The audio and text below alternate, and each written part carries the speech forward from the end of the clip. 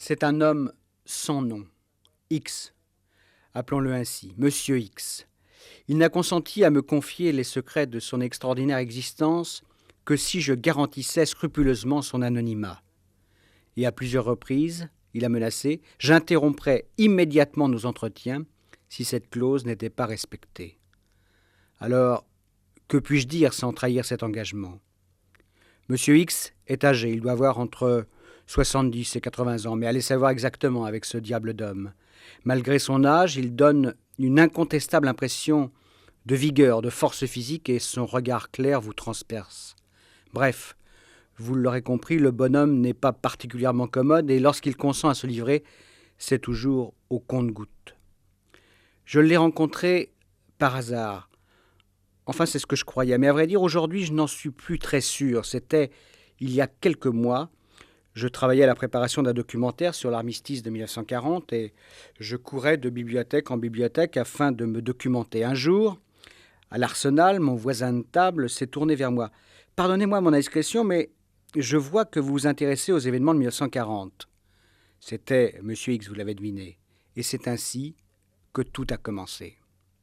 En sortant de la bibliothèque, nous avons pris un verre. L'homme est charmant, charmeur, conviendrait mieux. J'ai d'abord écouté avec un certain scepticisme ses premiers propos. Tout avait commencé pour lui en 1940, tout, c'est-à-dire une vie hors du commun, une existence qui lui avait permis de passer, comme il le dit lui-même, de l'autre côté des choses. M. X prétendait en effet détenir un certain nombre de secrets sur l'histoire du demi-siècle passé. Il y a toujours deux vérités, me dit-il ce jour-là.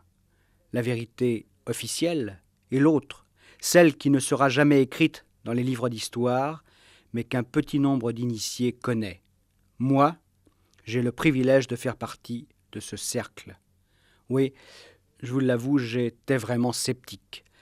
Mais la curiosité a été la plus forte, et je ne le regrette pas. Monsieur X, j'ai bien sûr essayé d'en savoir plus sur cet énigmatique personnage.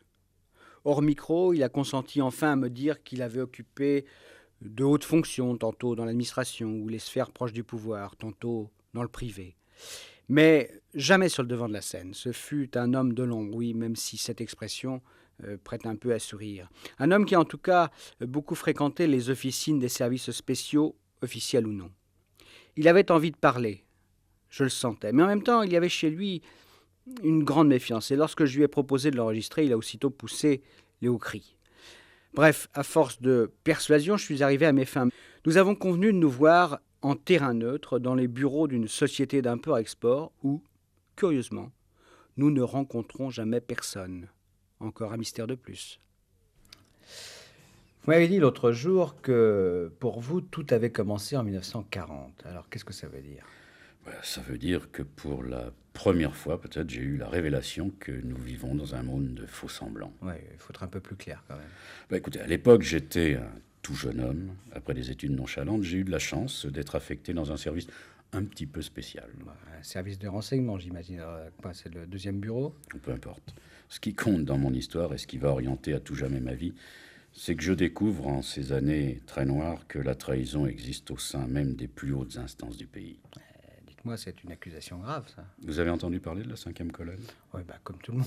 Je vais vous dire, j'ai toujours pensé qu'il s'agissait d'un bobard, de la propagande pure. Détrompez-vous, la 5e colonne existait bel et bien.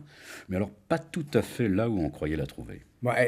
N'allez pas trop vite, parce que, enfin pour moi, mais comme pour tous les gens qui ont connu l'époque et qui ont étudié l'époque, moi, je vois encore cette célèbre affiche de Paul Colin, où on lisait, si mes souvenirs sont bons, « Silence, l'ennemi guette vos confidences ».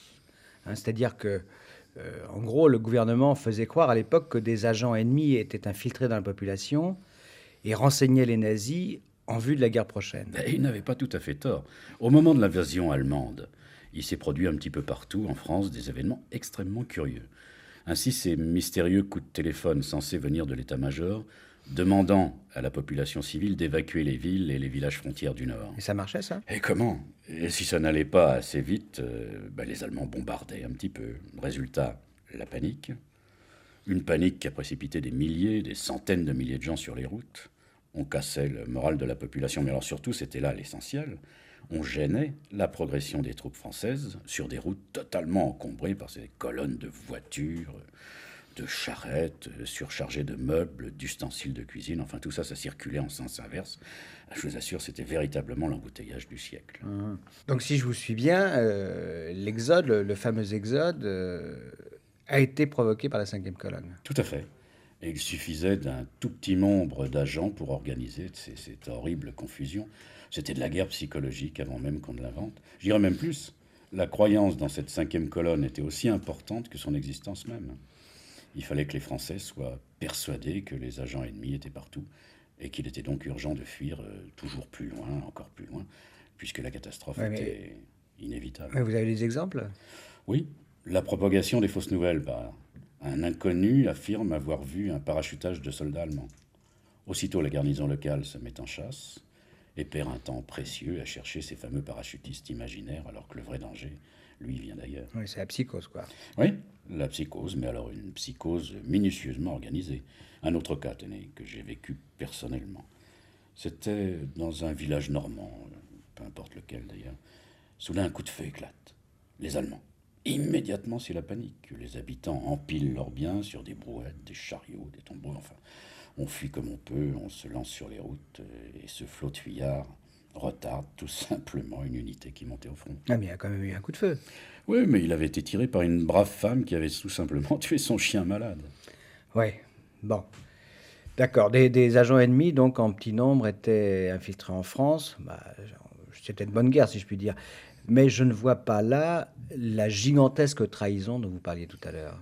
Oui, écoutez, un petit peu de patience, je vais vous montrer que la 5e colonne, la vraie, avait totalement gangréné le pays. Un mot avant de reprendre la suite de mon enregistrement avec Monsieur X. D'où vient cette expression « 5e colonne » ? Eh bien, elle a été inventée par les nationalistes espagnols, les franquistes, au moment de la guerre d'Espagne. Ils désignaient ainsi ceux de leurs partisans qui, demeurés dans Madrid, tenus par les républicains, aidaient en secret les 4 colonnes militaires de Franco qui assiégeaient la capitale espagnole. Alors bon, la 5e colonne. Monsieur X nous a d'abord dit qu'il s'agissait d'une psychose collective soigneusement préparée, organisée par les Allemands. J'ai retrouvé un article paru dans le Figaro du 15 juillet 1940, quelques semaines donc après cette débâcle. Un officier raconte, je le cite, « Tel individu, sur la route de Cambrai à Bapaume, criait à l'approche des Allemands, ce qui était inexact, mais l'ébranlement de tous sous quelques bombes et le passage de formations massives d'avions donnaient à sa parole tout crédit. Ces récits de panique vidaient à la lettre le village, mobilisaient la population pour l'exode, avec elle l'employé des postes dont le départ privait l'armée de l'usage des liaisons téléphoniques, ou l'employé de garde dont la présence au poste d'aiguillage est nécessaire à la montée des renforts. Une virulente contagion faisait son œuvre, tout cédait et se décomposait. La fausse nouvelle de l'approche de l'ennemi faisait refluer les camions de ravitaillement d'une compagnie du train. Et sur les routes embouteillées par la cohue, des services sanitaires et même des batteries d'artillerie privées de liaison avec les états-majors cédaient à l'énorme courant des civils. Ils cédaient, sous la parole d'un inconnu, à la crainte d'être faits prisonniers avec leur matériel. Ils se repliaient. Voilà donc pour cette citation du Figaro, mais reprenons. Quand je parle de trahison, croyez-moi, je pèse mes mots. Pour expliquer l'ampleur de la défaite de 1940, on a parlé de l'incompétence du commandement, de l'état d'impréparation de notre armée, des fautes du gouvernement de Front Populaire, qui, sous-estimant la militarisation allemande, n'avait donné suffisamment de moyens à notre industrie d'armement. Et bien sûr, on a évoqué la déliquescence morale de la France. Ça, toujours. Comme si on avait perdu la guerre parce qu'on ne croyait plus aux vraies valeurs. Enfin, je préfère ne pas faire de commentaires. En tous les cas, il y a un point sur lequel je suis formel, c'est que si on a pris une déculottée, eh bien c'est en toute connaissance de cause. Vous voulez dire que cette déculottée, comme vous dites, était annoncée? Oui. S'il y a un secteur qui n'a pas failli, je peux vous le dire, c'est celui du renseignement. Nous savions tout, vous entendez, tout sur les Allemands, leurs préparatifs de guerre et leur manigance à l'intérieur même de nos frontières. Vous avez dit manigance. Vous avez dit manigance. Oui, je veux parler de l'action pernicieuse des agents d'influence pro-nazie. La 5e colonne des intellectuels, si vous préférez. Le chef d'orchestre, c'était le diplomate Otto Abetz, le créateur, l'inspirateur du comité France-Allemagne, qui regroupait des gens comme Jules Romain, Benoît Méchain, Drieux-La Rochelle et même Sacha Guitry. Ouais.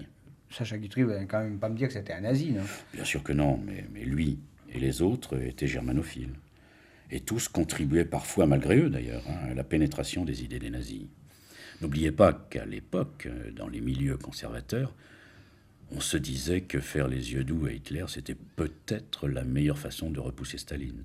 Puis il y avait aussi les journalistes comme vous, et les journaux ouvertement pro-hitlériens comme Je suis partout, dont Ribbentrop disait, paraît-il. Ah oui, je me souviens. C'est ma trompette. Oui. C'est ma trompette. Sans compter ceux qui touchaient des enveloppes pour écrire des articles favorables à l'Allemagne nazie. Et le gouvernement français laissait faire. Oui. Et pourtant, les services de contre-espionnage français... Dont vous deviez faire partie, j'imagine, si j'ai cru voir vrai. Et le contre-espionnage, disais-je, et aussi le service vous ne voulez pas parler, de renseignement n'était pas inactif, bien au contraire. On savait qui travaillait pour Abetz, on avait mis à jour ses réseaux, ses agents, le colonel Rivet, un type formidable, et le chef adjoint du contre-espionnage, le capitaine Payol, veillait, recoupait, démasquait les espions nazis. Et en 1939, ils réussirent à accumuler suffisamment de preuves sur les menées d'Otto Abetz pour enfin le faire expulser de France. Donc le gouvernement agissait quand même? Non, c'était seulement une initiative du 2e bureau. Et immédiatement, ce fut le tollé d'Aladier, le président du Conseil, mais aussi le général Gamelin, le fameux Gamelin, le patron de l'armée, celui qui allait faire la pitoyable guerre qu'on sait, et d'autres encore. Tous protestèrent contre l'expulsion. Ils ont même menacé de faire muter le colonel Rivet. Comment pouvait-on oser expulser un diplomate allemand notoirement francophile, marié à une Française de plus? Et il a fallu que le pauvre Rivet se défende bec et ongles et ouvre son dossier pour faire taire les pleurnichards. Alors, si je vous entends bien, c'est ça la trahison dont vous me parliez? Ça n'y ressemble pas? Enfin, je vous les juge. Mais il y avait plus grave.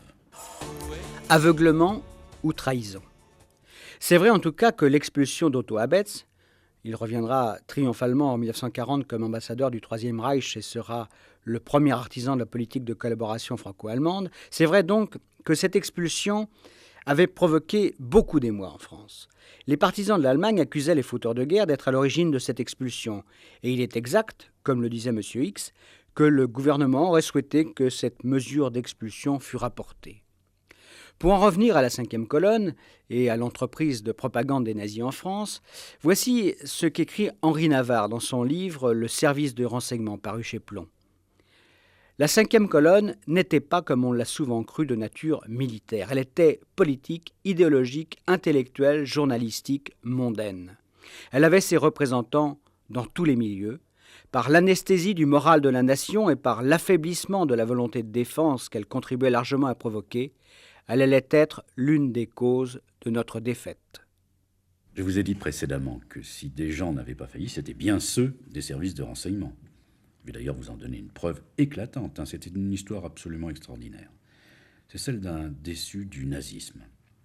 Il s'appelait Hans Thilo Schmidt. Quelle mémoire, hein. C'était un ancien combattant de la guerre de 14-18, décoré de la Croix de Fer. Et Schmidt avait été gazé. Hitler, hein. Oui, exactement. Il avait donc été gazé, et ce handicap physique lui avait valu de rester assez longtemps au chômage. Enfin, il avait trouvé un emploi au service du chiffre au ministère allemand de la guerre. Oh, un emploi pas très glorieux, et surtout très mal payé. Et malgré son adhésion au parti nazi, Schmidt végétait. C'était un aigri. Surtout quand il comparait sa situation à celle de son frère Rudolf, celui-là qui faisait une carrière absolument prometteuse dans l'armée allemande, puisqu'après avoir enseigné à l'école de guerre, il deviendra même général et commandant de la première division blindée de la Wehrmacht. Aigri, envieux, Brillant sujet, Schmidt. Oui, un peu mieux que son frère. Donc le Schmidt, je disais, il voulait de l'argent. Il pouvait beaucoup d'argent. Et c'est ainsi qu'un jour, il a pris contact avec les services français. Ça, c'est extraordinaire. C'est lui qui prend l'initiative. Oui, aussi étonnant que ça puisse paraître. On me l'a raconté plus tard. Schmitt avait tout simplement écrit au 2e bureau, au 2 bis de l'avenue de Tourville, pour proposer ses services. Et sa situation au bureau du chiffre en faisait, vous l'imaginez bien, une recrue de choix. Vous avez entendu parler des fameuses machines Enigma? Et bien sûr, les machines allemandes à chiffrer. Oui, c'est ça. Enfin, des sortes de machines à écrire très, très sophistiquées, qui étaient munies de 3 tambours ou rotors, enfin, et qui permettaient d'ailleurs aux services allemands de chiffrer tout à fait mécaniquement leurs messages. Parce que jusque-là, on codait à la main, on déchiffrait exactement de la même façon. Enigma, c'était un progrès absolument extraordinaire. Il suffisait à l'opérateur de posséder le livre des clés pour coder son message, et puis celui qui le recevait, il en faisait entendre la manipulation. Il faisait la même chose, quoi, en fait. Oui, il avait le message en clair. Voilà, c'est ça. Mais c'était des ordinateurs avant la lettre, quoi. Oui, et les messages ainsi chiffrés ne pouvaient être déchiffrés que par une autre machine Enigma. Autant dire que ce chiffrage était pratiquement indécryptable. Et tous les services de renseignement, qu'ils soient français, anglais ou polonais, se cassaient les dents à essayer de décoder les messages allemands. Et soudain, voilà qu'un homme se présente, Hans Schmitt, qui offre de communiquer aux services français le mode d'emploi des machines Enigma. C'était inespéré. C'était un tuyau qui valait une fortune. Une vraie fortune, j'imagine. Mais alors, est-ce que le code allemand a été cassé? Oui. Avec l'aide de nos alliés polonais qui étaient très très en avance dans ce domaine.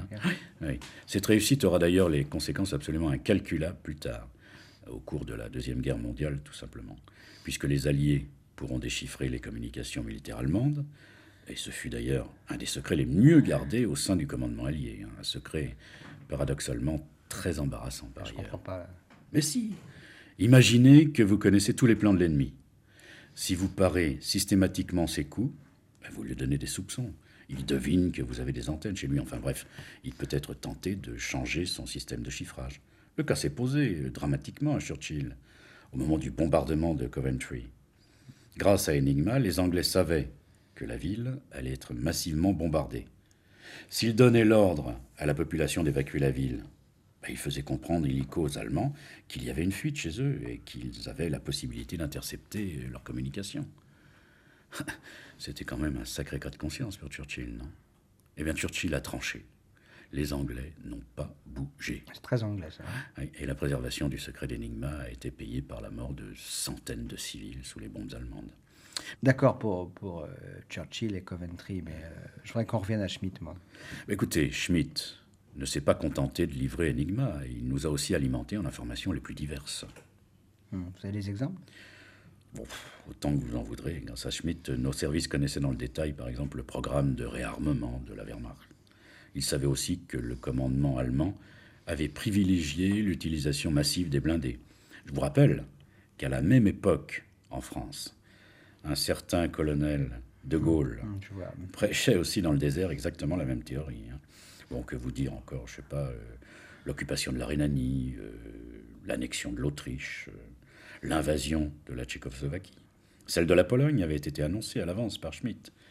Et ce n'était pas l'information la moins importante. Dès le début du printemps 40, notre espion à Berlin nous avait envoyé les plans de l'offensive allemande qui allait déferler sur notre pays. En 40 ans. Oui, la fameuse percée devant Rundstedt et Guderian que nos braves militaires n'avaient pas su prévoir.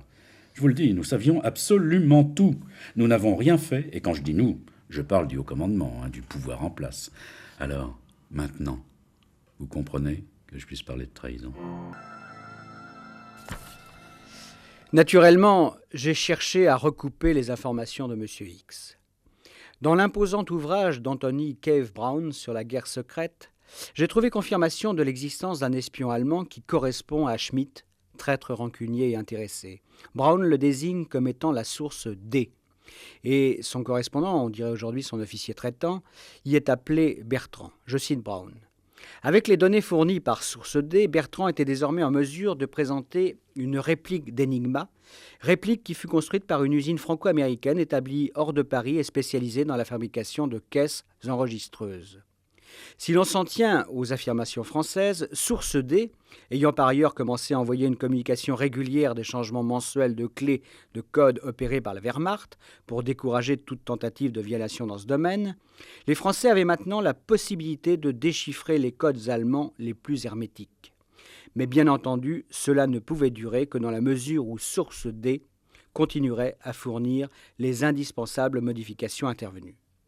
Par ailleurs, M. X ayant fait allusion au bombardement de Coventry, j'ai compulsé les archives. Il y eut 554 morts et 865 habitants grièvement brûlés à la suite du raid allemand. C'était en effet un prix terrible à payer pour préserver le secret d'Enigma. Encore aujourd'hui, j'enrage, quel gâchis depuis des années. Nos services fournissaient des informations de premier plan sur l'Allemagne et sa fameuse politique belliqueuse, mais rien ne se passait chez nous, parce qu'on ne voulait pas nous écouter, alors qu'on disposait de sources exceptionnelles, et je pèse mes mots. Oui, mais alors vous parlez tout le temps de trahison, hein, d'accord ? Mais il pourrait aussi s'agir, je ne sais pas moi, d'incompétence. C'est vrai qu'à cette époque, au sein de l'état-major, l'incompétence était un des défauts les mieux partagés. Non, il y avait vraiment autre chose. Il y a la 5e colonne encore. Oui, et ce que je vous dis est grave, la 5e colonne sévissait aussi au sommet. Et je l'ai compris, mais au cours de ce dramatique été 1939. Alors que Schmitt nous bombardait littéralement d'informations, toutes plus précises les unes que les autres sur la prochaine attaque de la Pologne.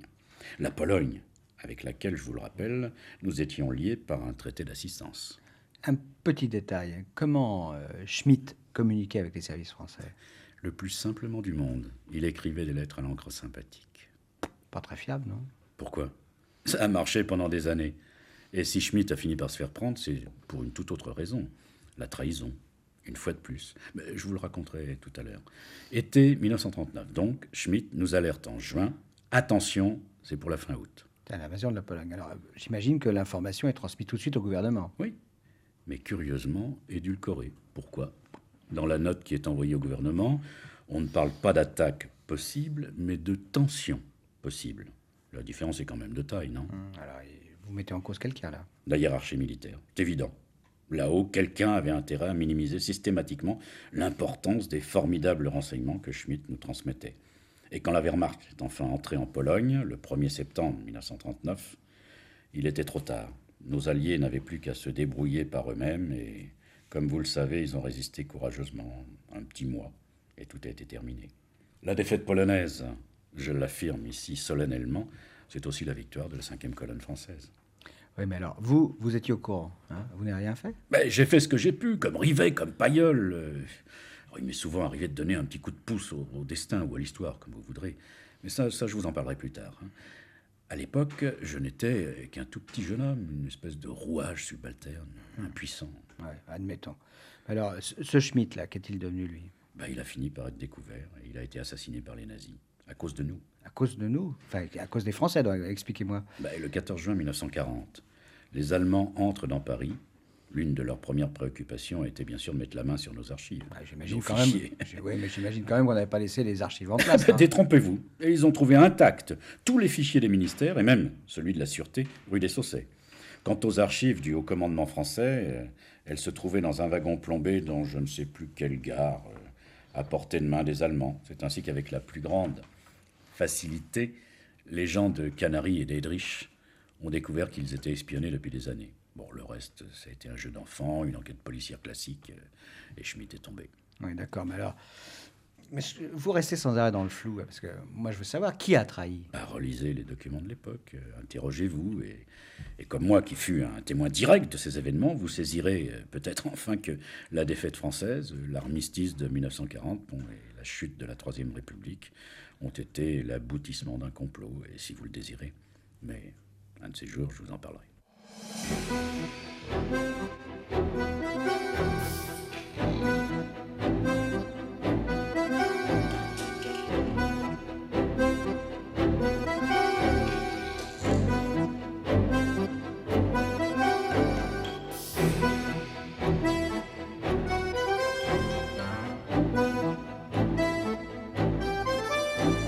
Ce jour-là, Monsieur X n'a pas voulu m'en dire plus. Alors, comme il m'y a invité, j'ai lu. Par exemple, le magistral livre de Pascal Kropp sur les secrets de l'espionnage français, paru chez Lattès il y a quelques années. Kropp cite le colonel Pailleul, dont Monsieur X a parlé. Écoutez. Je ne cherche nullement à dégager notre maison de toute responsabilité dans le maigre bilan tiré en haut lieu de son travail et de ses avertissements. Mais est-il sûr que la vérité parvenue toute nue au sommet eût modifié le comportement des hommes ? Je vous propose de nous retrouver samedi prochain pour une nouvelle série d'entretiens avec Monsieur X.